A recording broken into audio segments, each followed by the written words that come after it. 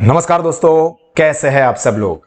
I welcome you all to Sahas institute of commerce, your own personalize high tech digital classes. दोस्तों, इस वक्त हम लोग स्टडी कर रहे हैं मीटिंग्स ऑफ कंपनी और इसके अंदर आज के सेशन में हम लोग डिस्कस करने वाले हमारा topic, in fact important topic, chairman of meeting. तो आप सब लोग अपने साथ पेन पेंसिल हाइलाइटर ले लीजिए और मेरे साथ साथ ये चेयरमैन ऑफ मीटिंग के सभी इंपॉर्टेंट पॉइंट्स को समझना है, जरूरी चीजों को टिक मार्क और हाईलाइट करना है और अपनी नोटबुक में भी लिख देना है। चलिए, सबसे पहले हम लोग बात करते हैं मीनिंग ऑफ चेयरमैन। तो देखिए, द पर्सन मीन वर्ड ये selected by the members to conduct the proceeding and management of the meeting is known as chairman. क्या बोला है कि जो मेंबर्स होते हैं उन्होंने जिस पर्सन को इलेक्ट किया है कि जो मीटिंग है उसका प्रोसीडिंग और मैनेजमेंट करे, तो उस पर्सन को कहा जाता है चेयरमैन। मतलब फॉर एग्जांपल यहां पर 500 लोग मिलकर कोई चीज के ऊपर डिस्कशन करने वाले, अभी 500 लोग मीटिंग करेंगे तो वो पूरी मीटिंग एक प्रॉपर एक पर्सन के ऑर्डर में उसके अकॉर्डिंगली चले, ये बहुत जरूरी है। इसलिए इसी में से एक पर्सन को अपॉइंट किया जाता है या इलेक्ट किया जाता है जो कि कंपनी की ये मीटिंग का प्रोसीडिंग एंड मैनेजमेंट करे। तो ये जो पर्सन को अपॉइंट किया है, इसी पर्सन को हम लोग कहेंगे चेयरमैन। ठीक है, इसलिए क्या कहा है, देखिए, person elected by the member to conduct the proceeding and management of the meeting is called chairman. पहले वीडियो को पॉज करके 2-3 बार इस सेंटेंस को बोलिए, the person selected by the members to conduct the proceeding and management of the meeting is called chairman. Now appointment and importance of the chairman of the meeting. ये chairman को कैसे appoint करना है और क्या importance है, क्या जरूरत है कि भाई हम ये चेयरमैन को अपॉइंट करें। 500 लोग मिलके खुद अपने हिसाब से डिसाइड नहीं कर सकते, उनको कोई एक पर्सन जो कि ये पूरी मीटिंग को मैनेज करे, कंडक्ट करे, ऐसा समझ लो कि सुपरवाइजर, सुपीरियर की क्यों जरूरत है।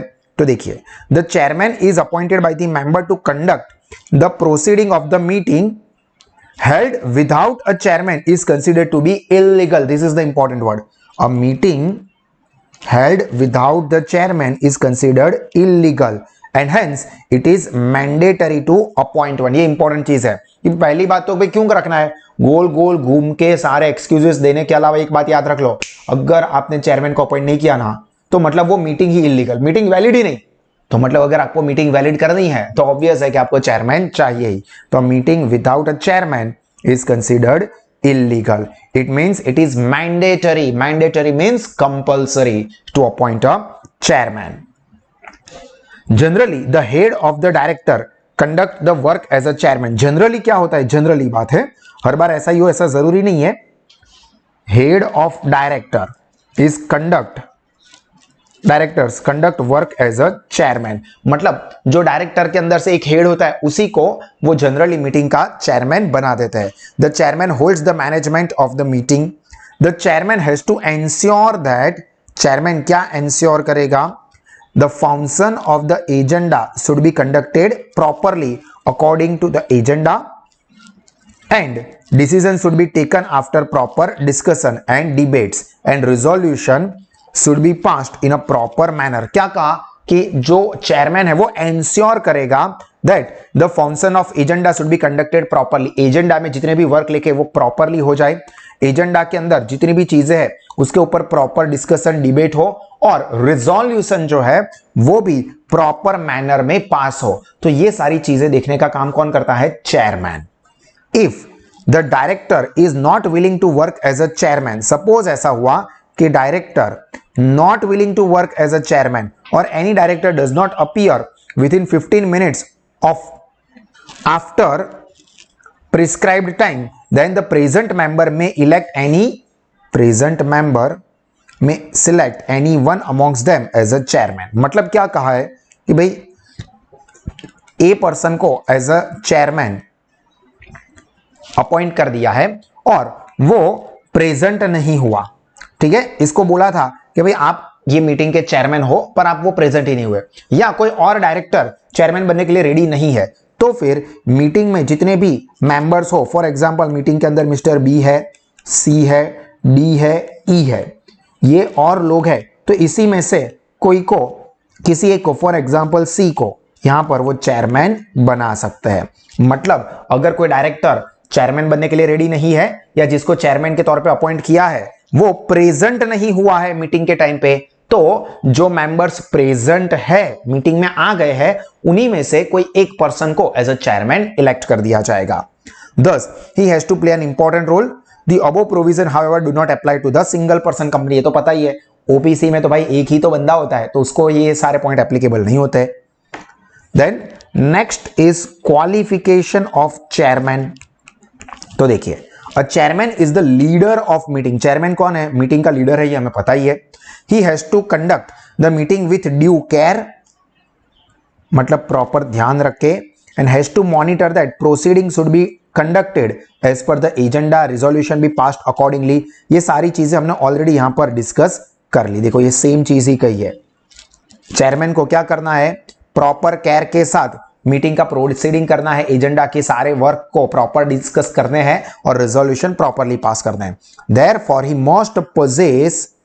must possess sufficient experience of conducting meeting and he must possess some basic qualities also। उसके अंदर कुछ बेसिक क्वालिटीज भी होनी चाहिए, जैसे कि ही should have knowledge of the rights and duties of the chairman. अभी जो बंदा चेयरमैन बना है उसको ऐसा ही नहीं पता कि यार मेरे चेयरमैन के तौर पे मेरे राइट क्या है, मेरी ड्यूटीज क्या है, मुझे पता ही नहीं है। तो ऐसा नहीं, ऐसा बंदा जिसको उसके राइट्स यानी कि पावर्स और ड्यूटीज के बारे में पता हो। ही should have practical experience of conducting the proceeding of the meeting, मतलब एक्चुअली में मीटिंग कंडक्ट करने का उसको प्रैक्टिकल एक्सपीरियंस है। मतलब मैंने सिर्फ बुक में पढ़ा, ऐसा नहीं, मैंने ऐसे मीटिंग को कंडक्ट किया हुआ है, मीटिंग में मैंने असिस्ट किया है, मतलब मेरे पास सफिशिएंट एक्सपीरियंस है। He should have sufficient legal knowledge of the company laws and article of association and the companies act, मतलब उसके पास सफिशिएंट नॉलेज भी होना चाहिए। And he should be able to handle situation at the time of conflict and tension, मतलब कोई problem या झगड़ा हुआ, यार तुम लोग ऐसा झगड़ा करोगे तो मैं नहीं जा रहूंगा, मैं तो जा रहा हूं घर पे। वो हम जब छोटे थे और क्रिकेट खेल रहे थे, आप मुझे आउट दे दोगे तो मैं तो बैट लेके जा रहा हूं घर पे। ऐसा नहीं, उसके अंदर ऐसी स्किल होनी चाहिए कि अगर मीटिंग है, डिस्कशन करना है तो सब लोग झगड़ेंगे ही, तो वहां पर अगर टेंशन वाली सिचुएशन है, कॉन्फ्लिक्ट है, तो उसको वो अच्छे से हैंडल कर सके, ऐसा उसके अंदर नॉलेज होना चाहिए। इफेक्टिव पर्सनालिटी, मतलब उसकी पर्सनालिटी भी इफेक्टिव होनी चाहिए कि नहीं, ये बोलेगा तो लोग इसकी बातों को मानेंगे, सुनेंगे, मेरे जैसा एग्जाम्पल की बात है। And the knowledge of economic, company, progress, development and trade, इन सब के बारे में उसको जानकारी होनी चाहिए, तभी तो वो काम जो मीटिंग कंडक्ट करना है उसके बारे में प्रॉपरली वो इन्वॉल्वमेंट ले पाएगा।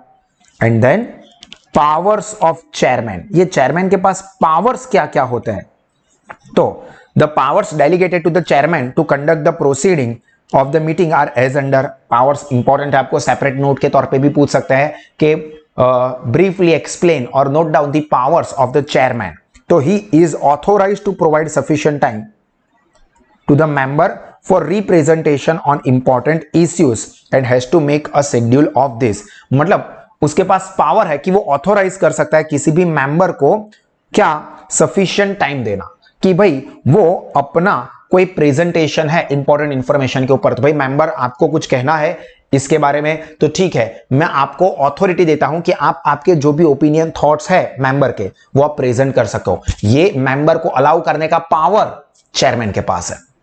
Then second, expel any person who remains present in the meeting without proper authorization, मतलब ऐसा कोई बिन बुलाया बाराती आ गया है, फ्री का खाना खाने के लिए मीटिंग में घुस गया, चल इसको उठा के निकल बाहर, पहली फुर्सत में, कोई जरूरत नहीं है तेरी इधर, हिंदुस्तानी भाव की तरह दो चार सुना भी देगा, मतलब ऐसा नहीं करेगा। बट कहने का मतलब यह है कि चेयरमैन के पास ये पावर है कि कोई भी अनऑथोराइज्ड पर्सन को मीटिंग से एक्सपेल कर सके या निकाल सके। Whenever a member represents the fact on any issue and if at that time other members object or criticize him or create disturbance, then chairman has to find the truth and take final decision। मतलब कोई एक person है, कोई information को present कर रहा है, अभी दूसरा बंदा ये सोचता है कि ये तो गलत है, वो उसके ऊपर चिल्लाता है, वो उसको रोकता है कि भाई आप ऐसा नहीं बोल सकते, अभी ये बोलना चाहता है ये और इसको लगता है कि ये सही है, दूसरा बोलता है कि भाई ये तो सब गलत है, मैं नहीं अलाउ करूंगा, और डिस्टर्बेंस क्रिएट कर रहा है। तो अभी क्या करें? तो चेयरमैन को देखना कि ये दोनों में से सही कौन है। क्या ये सही चीज सही तरह से प्रेजेंट कर रहा है तो उसको बोलने दो, क्या ये गलत चीज प्रेजेंट कर रहा है और उसके सामने ये बंदा ऑब्जेक्शन ले रहा है तो ऑब्जेक्शन वाले को सपोर्ट करो, वो फाइनल डिसीजन लेगा दोनों की सिचुएशन और दोनों की फैक्ट को समझ के। ठीक है, ये सारी चीजें आपको जो हमारे पार्लियामेंट है, लेजिस्लेटिव असेंबली है, उसके अंदर देखने को मिलता है कि भाई जो रूलिंग पार्टी है वो और ऑपोजिशन पार्टी के मेंबर्स एक दूसरे के सामने बोल रहे, तो वहां पर जो चेयरमैन होता है उसको ये सारी चीजों को हैंडल करना होता है। Then next point, if member uses non parliamentary language, कोई भी मेंबर ऐसा है जो नॉन पार्लियामेंट्री लैंग्वेज यूज करता है, मतलब जो मीटिंग में अलाउड नहीं है किसी के ऊपर पर्सनल कमेंट करना, गंदी गलोच मींस गाली गलोच करना, कोई नेगेटिव चीजें बोलना, ऐसा जो भी अलाउड नहीं है, वैसा नेगेटिव चीजें नहीं बोलनी ऐसा नहीं है, बट गलत तरह से गलत चीजों गलत शब्दों का प्रयोग ये सब नहीं करना है, और बिहेव्स इन अनसिविलाइज्ड मैनर, देन चेयरमैन क्या करेगा? चेयरमैन विल वार्न हिम कि भाई ओ भाई कंट्रोल, आप जो शब्द यूज कर रहे हो बहुत गलत है, ऐसे यूज नहीं कर सकते, ऐसा नहीं करने देगा। And if person does not change, मतलब उसके बाद भी वो जो मुद्दा है वो मां बहन मतलब कर ही रहा है, तो उस केस में वो क्या करेगा? Chairman can expel that person. भाई पहली बार वार्न किया, भाई शब्दों ऐसो मत बोलो, ये नहीं कर सकते आप, दिस इज रॉन्ग, फिर भी वो कंटिन्यू ही रखता है, चल निकल, इसको बीपीएल लात मार के निकाल दो। ठीक है, तो वो कर सकता है, चेयरमैन के पास पावर है भाई, ऐसे ही थोड़ा चेयरमैन बना है। He has authority to remove illegal, improper and false fact from the record। अगर कोई गलत रिकॉर्ड, इलीगल रिकॉर्ड प्रेजेंट कर रहा है, चलो भाई ये सब चेकड़ी कैंसिल नहीं चलेगा भाई, ये आपने जो रिकॉर्ड रखे वो तो इलीगल है, आपने जो चीजें दिखाई वो प्रॉपर नहीं है, गलत है, फैक्ट फेक है, फैक्ट नहीं है फेक है, कैंसिल, रिकॉर्ड में से इसको हटा दो, क्योंकि रिकॉर्ड में सारी सही चीजें चाहिए। If the member behave in improper manner, create obstacles in the meeting or create conflict, chairman has authority to adjourn the meeting। ये मेन वर्ड है, chairman has authority to adjourn the meeting। आगे का पूरा नहीं लिखोगे ये 6th number में तो चलेगा, chairman has authority और power to adjourn the meeting। कब? जब कोई पर्सन, मेंबर या ग्रुप ऑफ मेंबर मीटिंग में डिस्टर्बेंस क्रिएट करते हो। If voting to be held on any issue and after voting there are equal votes, ये important है, after voting there are equal votes in the favour and against, chairman बहुत important चीज है, may use his casting vote.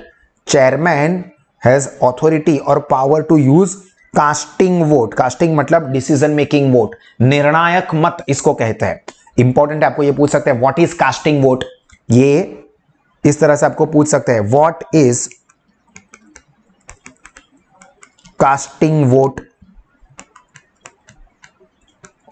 तो क्या ध्यान रखना है कि जब कोई रिजोल्यूशन पास करना है, मैं आपको एग्जांपल से समझाता हूं, कोई रिजोल्यूशन पास करना है और ये रिजोल्यूशन के लिए जो मेंबर्स मीटिंग में प्रेजेंट है उन्होंने वोटिंग दिया, फॉर एग्जांपल 100 मेंबर्स है, ठीक है, 50 लोगों ने फेवर में वोट दिया, 50 लोगों ने अगेंस्ट में वोट दिया, तो यार मेजोरिटी से डिसीजन लेना है, अभी मेजोरिटी तो हुई नहीं, 50 लोग हाँ बोल रहे, 50 लोग ना बोल रहे, तो अब करेंगे क्या? तो भैया ये 50 100 प्लस एक अपना चेयरमैन भी तो है मिस्टर सी, और सी का मतलब यहां पर चेयरमैन ही है, कुछ और नहीं, तो ये चेयरमैन जो है वो कास्टिंग वोट डालेगा, कास्टिंग वोट।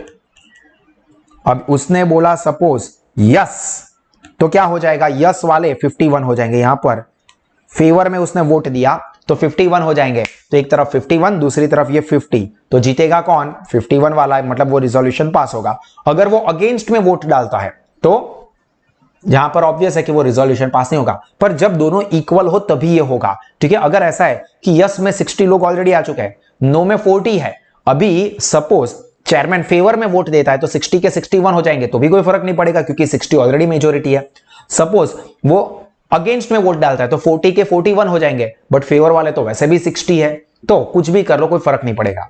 पर जब when in any resolution voting of the members are equal, मतलब in favours and against they both are equal, then the chairman of the meeting has a power to pass a vote और give a vote which is called casting vote, जिसके ऊपर decision लिया जाता है। तो this is important.